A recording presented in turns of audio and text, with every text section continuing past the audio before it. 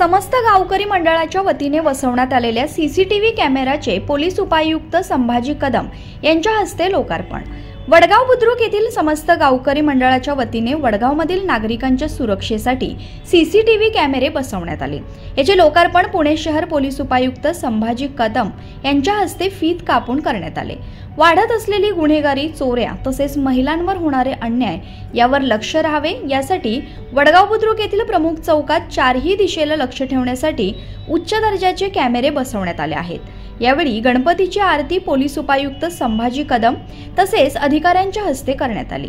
यावेळी सिंहगड पोलीस स्टेशनचे वरिष्ठ पोलीस निरीक्षक राघवेंद्र सिंह क्षीरसागर, पोलीस उपनिरीक्षक सुरेश जायभाये, सहाय्यक पोलीस निरीक्षक सचिन निकम, समस्त गावकरी मंडळाचे अध्यक्ष अमोल दांगट, जयसिंग दांगट, धनंजय खाडे, निलेश थोपटे, सचिन लाड, सचिन कामठे, गणेश दांगट, प्रकाश पांचाळ, विकास दांगट, दीपक खाडे, विशाल जाधव, स्वप्नील थेऊरकर तसेच मंडळाचे कार्यकर्ते व पदाधिकारी मोठ्या संख्येने उपस्थित होते।